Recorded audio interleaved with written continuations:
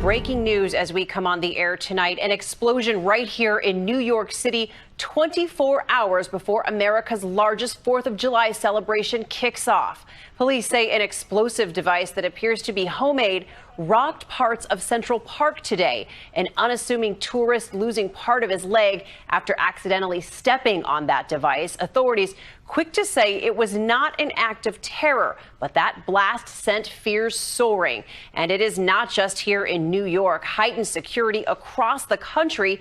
In the nation's capital, police scanning visitors, searching bags ahead of the festivities there.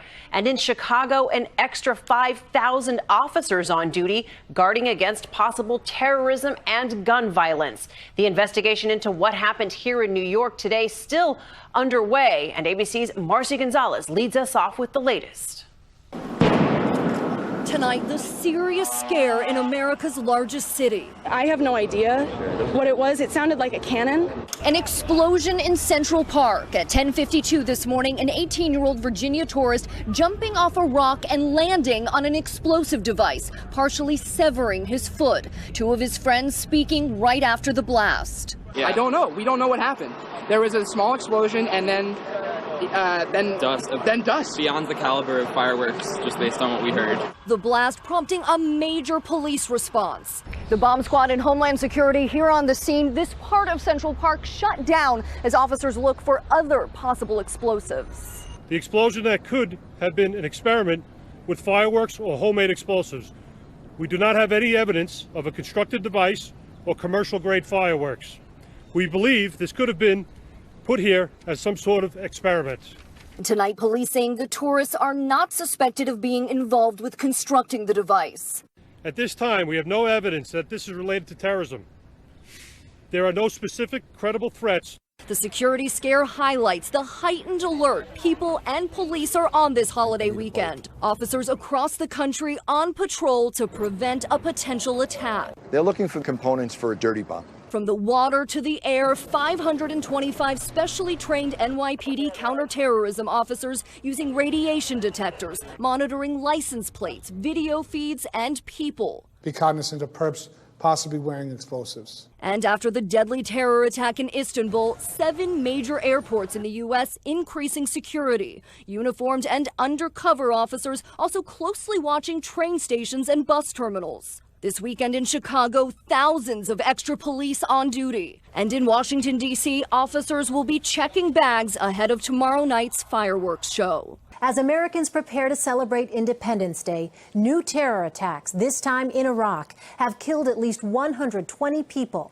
2 bombs went off Sunday in the capital city of Baghdad, just as people were breaking their religious fasts. The bombings followed an assault on a cafe in Bangladesh on Friday, in which 3 U.S. college students were among the dead, and an attack at the airport in Istanbul, Turkey last Tuesday. As Jonathan Vigliotti reports, the terror group ISIS appears to have a hand in all this. The first explosion rocked Baghdad's central business district, engulfing an entire shopping mall in flames. Against an orange sky, dazed shoppers and first responders sifted through twisted and charred wreckage for any survivors. The attack happened shortly after midnight Sunday morning as families were eating dinner after fasting during the day for the holy month of Ramadan. Baghdad police blamed the carnage on a massive bomb in the back of a pickup truck. People couldn't recognize their families who were engulfed in the fire, said this man who managed to escape. Police said many of the victims were children. The Islamic State was quick to claim responsibility. It is the 3rd attack in 3 countries linked to the group in less than a week. Now, facing a diminishing living space in the Middle East, the Islamic State group has turned its eyes to South Asian and Southeast Asian nations. According to Singapore Prime Minister Lee Hsien Loong, Southeast Asia has become a key recruitment center for and target the group.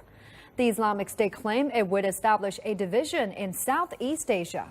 Earlier this year, footage uploaded online showed jihadist training and different armed groups from the Philippines South coming together to pledge allegiance to the group. Bangladesh, a key country linking South and Southeast Asia, is also under threat. Earlier this January, Singapore repatriated 26 radicalized Bangladeshi laborers who were planning to take part in extremist activities.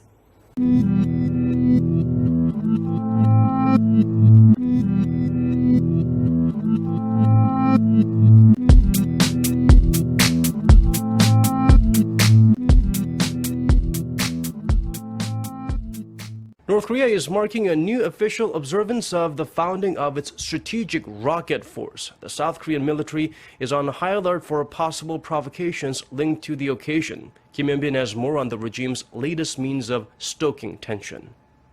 South Korea's Joint Chiefs of Staff on Sunday said that Pyongyang could stage some sort of provocations to mark the designated founding day of a strategic rocket force, which also comes a day before U.S. Independence Day on the 4th of July.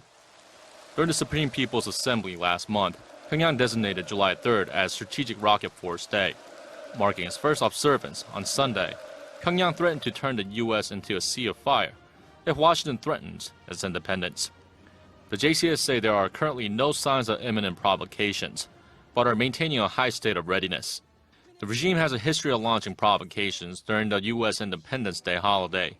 On July 4, 2006, North Korea launched the Taepodong-2 long-range missile, and in 2009, it fired 2 intermediate-range Rodong missiles. South Korean military says North Korea could conduct another Musdan, Rodong, or Scud missile launch this time, in a sign of the regime's defiance of Washington and the international community.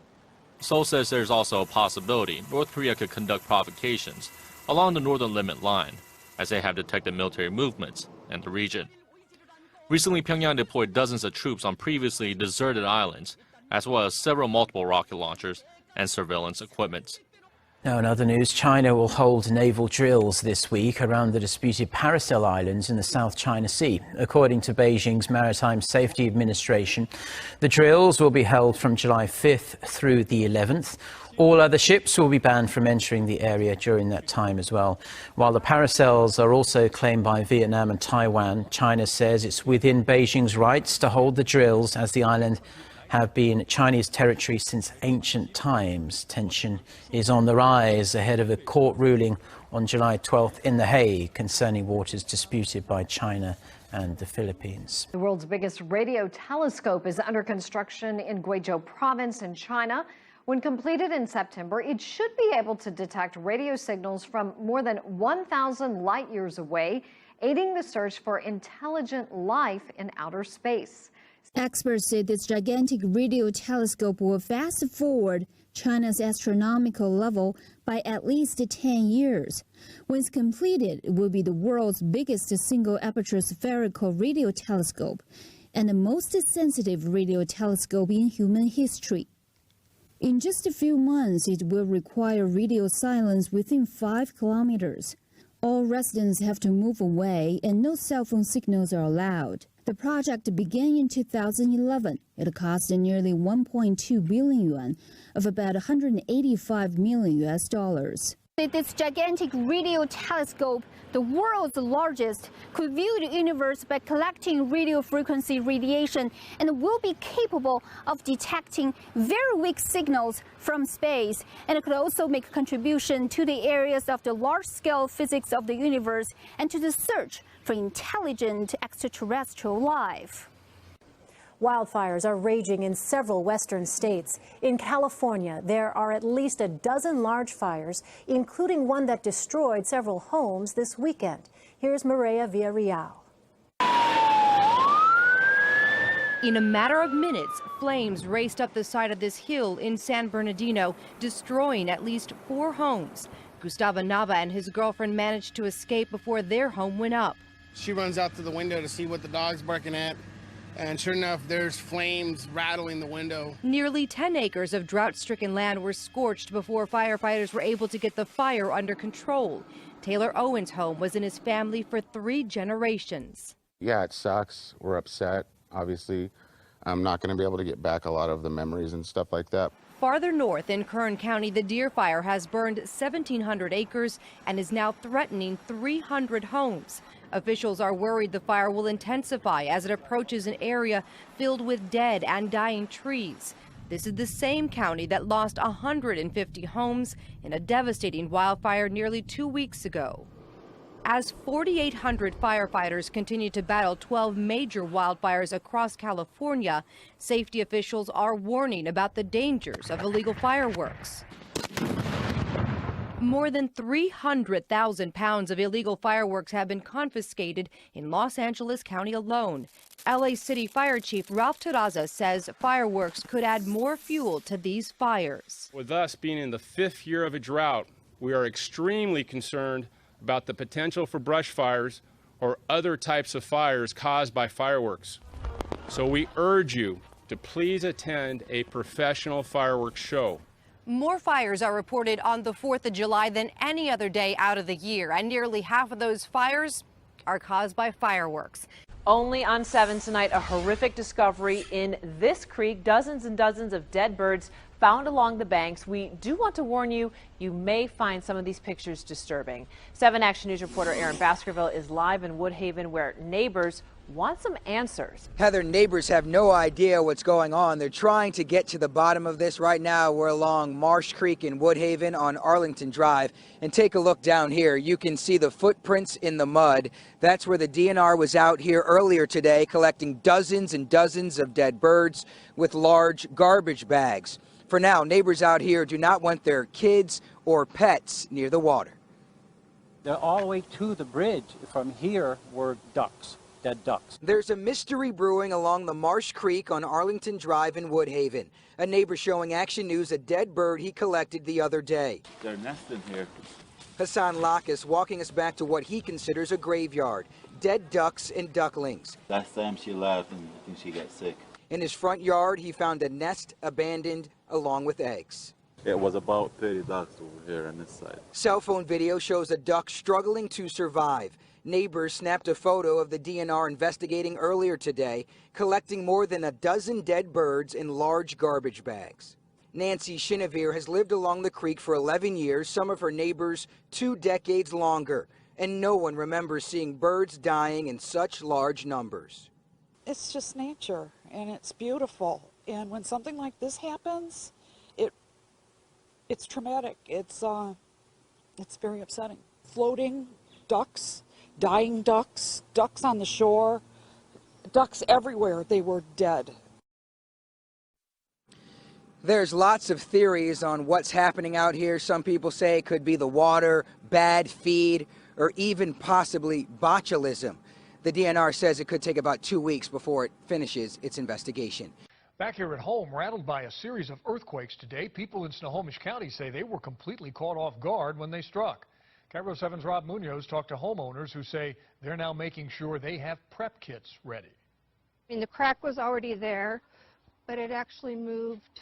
That wasn't like that much space. Karen Sundin says her Granite Falls home is now about an inch away from where it used to be. I was sitting in that chair right there, and all of a sudden the table shook, and then I felt my chair shake.